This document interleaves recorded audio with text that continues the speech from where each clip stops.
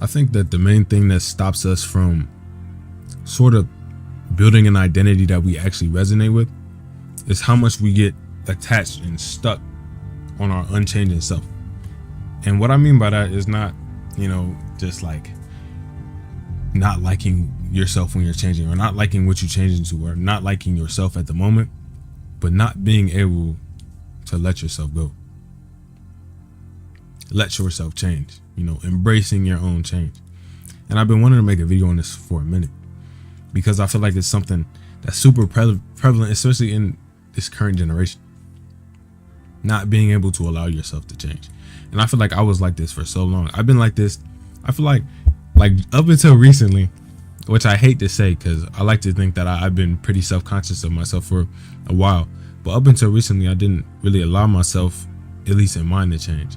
And I didn't understand why. And it's a lot of mental conditioning. I was reading a book called Becoming Supernatural. It kind of highlights a lot of the points of that.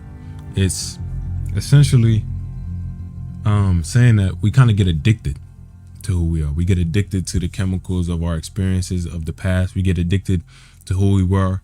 And we just loop those over and over again.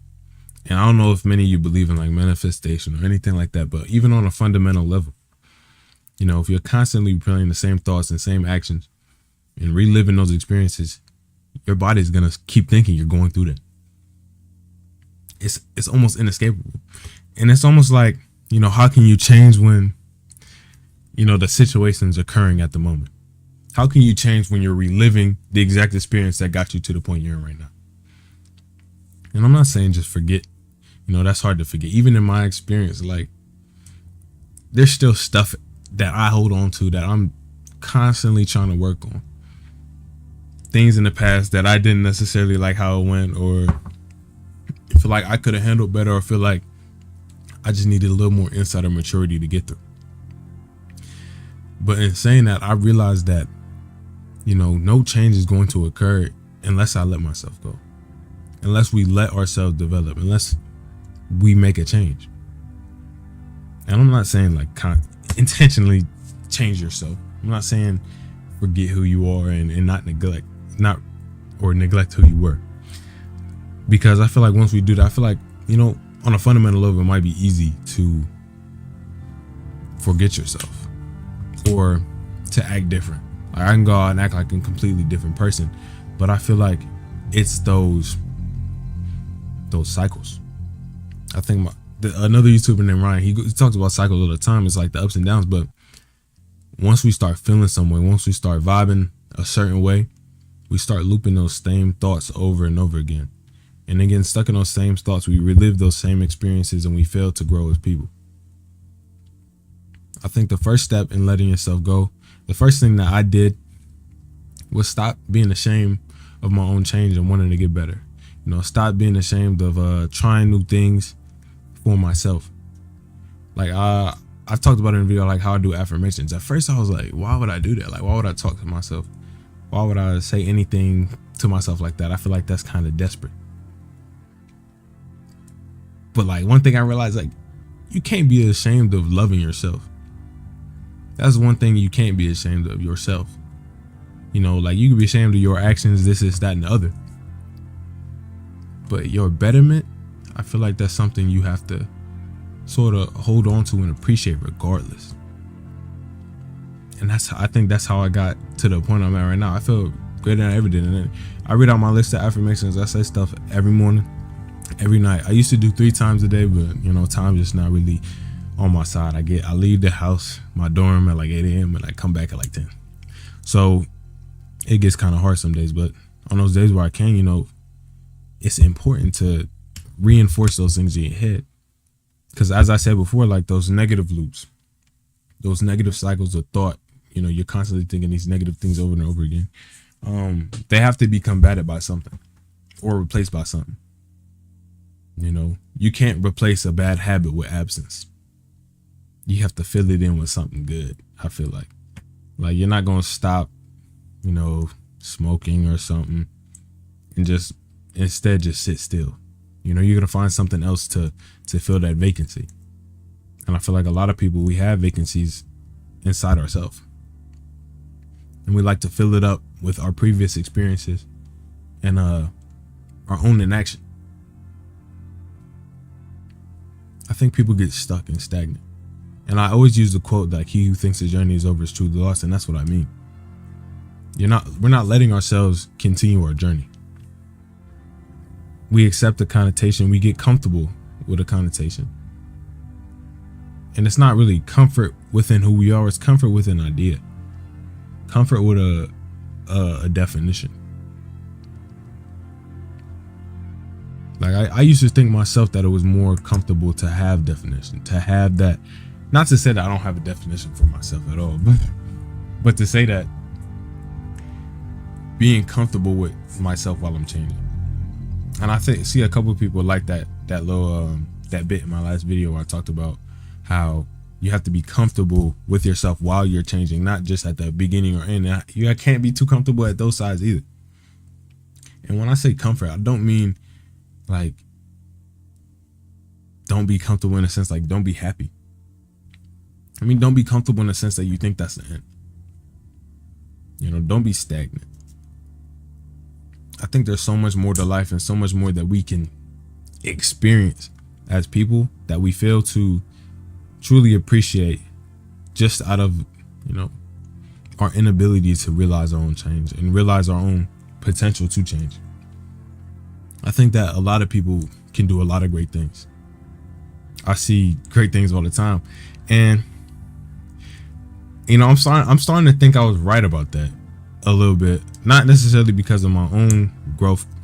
Mind y'all, I thank y'all so much. I couldn't express in words how grateful I am to have y'all aboard and or with me. Like, I don't really know. It's a crazy experience, but like I've been telling my friends who are kind of creative or do anything, like just put your stuff out there. Just do it. I've been putting stuff out for 2 years. And like, it's been great every second. I just love doing it. But it's about putting yourself out there and allowing, yourself to change with it. Yourself to change with the circumstance. I feel like it's too easy to not do anything. Too easy to go through your life and, realize that you could have done something else, or that maybe your passion was attainable. It's about letting yourself go to explore, but also being conscious and mindful of the implications of your actions. It's real easy for me to say, let go, acting like people don't have, their day-to-day stuff. I have my day-to-day stuff. You can't let go of your full identity. What I mean is let go of the parts of yourself that seek out change. You can't run from it. I think a lot of times we run from our problems without realizing that we're running from ourselves. Like we're running from the parts of ourselves that need to heal from certain things. Like I myself, I don't want to get into too much detail. I feel like I'm already pretty vulnerable, but there's things in my life that I think I have yet to overcome that I still need to. And I'm not really ashamed of it. Like I'm still working towards it and I'm finding new ways to work towards it. It's about confronting your problems in a way that makes you feel comfortable, but also like create enough change. Because it's one thing to just acknowledge the issue. Like acknowledging the issue in mind, knowing that something's wrong is the first step. It's a beautiful step. I think that a lot of people don't even get to that step. So if you get there, you're halfway to the battle, man. But that other half, that figuring out the application and figuring out yourself enough to change and grow from it is entirely different, which is why I stress the importance of sort of knowing yourself and being present enough with yourself to know how you feel about certain things. I think a lot of our traumas and stresses can be mitigated with how we feel about them, how we connotate it in our minds. Like I used to have a big fear of public speaking. I used to have a big fear, not necessarily a fear of just expressing myself in public the way I am.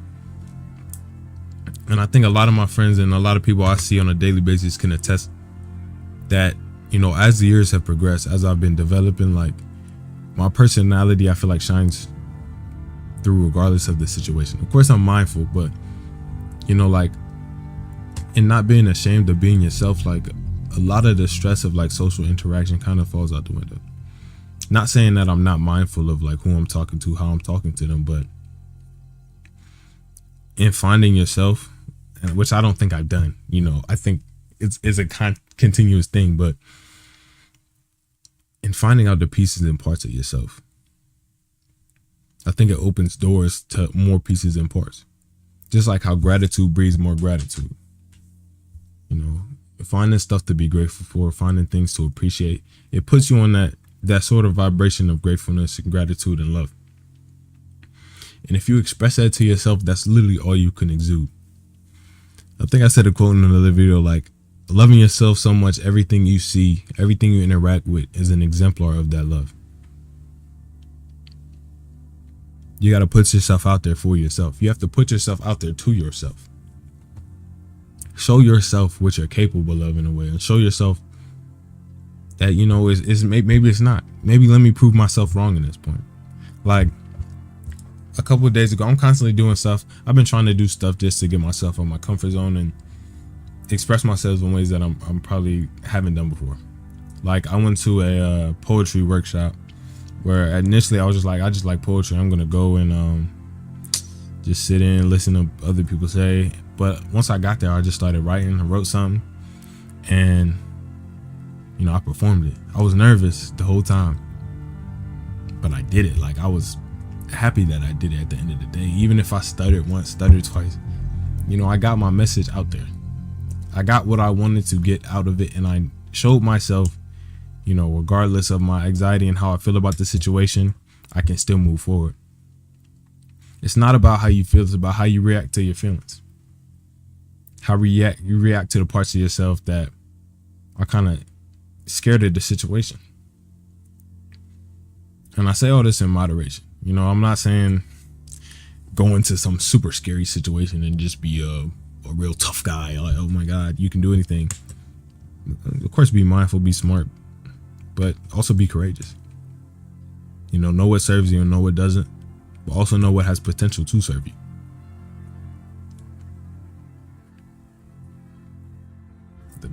I feel like the biggest thing we do is serve ourselves. It all starts with letting yourself go. Being there for yourself, treating yourself like a friend. Enough to the point where, you allow the parts of yourself to change. It's okay to grow. It's okay to not have definition. And I think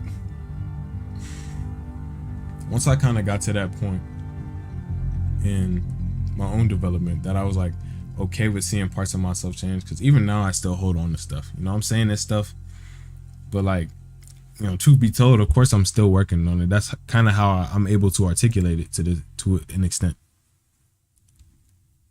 It's kind of my way of piecing it together. Of course there's still parts of myself that I hold on to that seek out change, but I'm becoming more conscious of it. I'm becoming more present with how I feel, because even if it's a part of myself that I know seeks out change, I still love it enough to let it go. I still appreciate what it does for me. I appreciate, feelings happy and sad. Life's only a reference to dark. Light is only a reference to dark. You have to be mindful of how you are connotating certain things in your head. Things are bad. Some things are bad, some things are good. But if it's constantly looping in your head, I feel like sometimes you have to use Pascal's gamble. Sometimes you have to be a little delusional. I don't know if this is 100% great advice, but you have to let yourself flourish. Let yourself develop. I'm not saying cut everybody off and start a whole new life. I'm saying, cut your old version of yourself off to the point where there's new life inside of you.